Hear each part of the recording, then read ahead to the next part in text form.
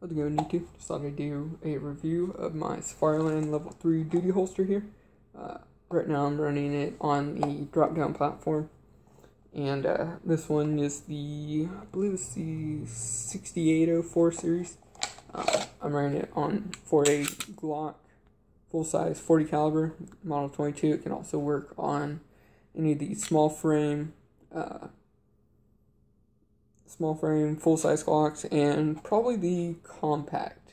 Not sure, I haven't tested that part yet, but I know for sure the full-size. So your Glock 22, your Glock 17, and whatever 357 SIG version is. As you can see, this one's empty. And here's a Gen 4 without a weapon light. So I'll set that down. Gen 3 here with the light. The light is a TLR1. And I'll do a review of that later. So, this one's, my holster's the XTX finish. And, yeah. So, the different levels of retention on the level 3 is, you have your passive retention controlled with that little screw there. Move my chair out of the view. Passive retention. You have the SLS rotating hood, which is standard on pretty much all Safariland duty holsters. I have the chop block on mine, which level 2 or level 3 that's going to be on, as well as the passive retention and the SLS hood. And the level 3 has the ALS lever, which I'm not sure how well that's going to show up on camera. Yeah, that's not helping.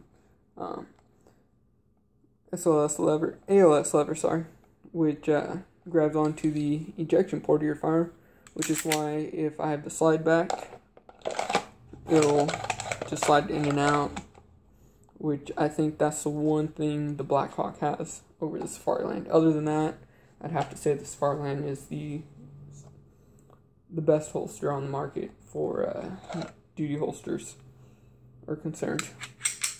So, the reason why I like the level 3 retention versus the level 2 is part of it is I used to be a police explorer at one of my competitions. I was running a level 2 without a chop guard, and someone was able to slowly rotate that hood forward, which really discouraged me from the level 2.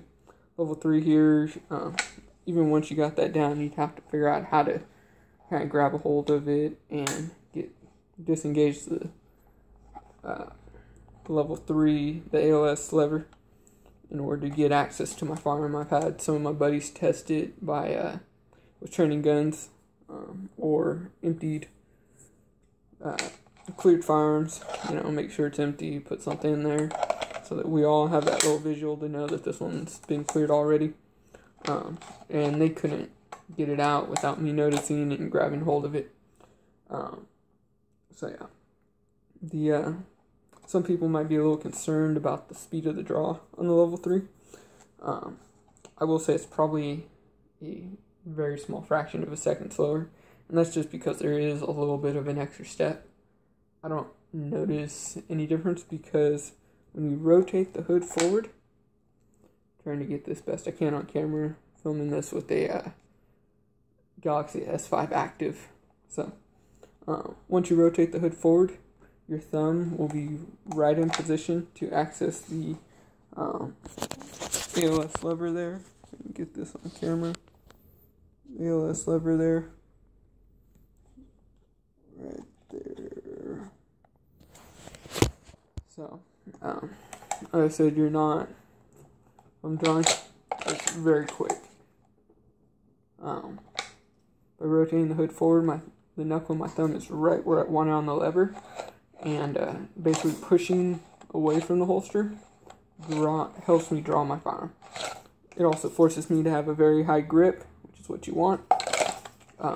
So that combined makes it pretty quick. I get a consistent grip on my firearm because forcing the hood forward, I get up high, and pulling back allows my thumb to go where I want for the draw. So as you can see, it's right there. There's no trying to readjust stuff. It's a very high, consistent grip, because even if you don't put your thumb right on the hood, pushing it forward is going to put you the position for that.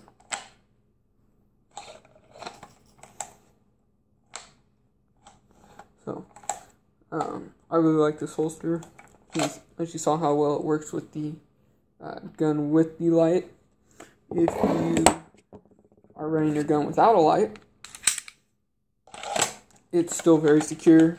There's a plastic rod on the inside that goes inside the barrel of your firearm. It doesn't mar up the barrel at all or anything. And that just keeps it from rocking out, because you are using the ejection port as part of it.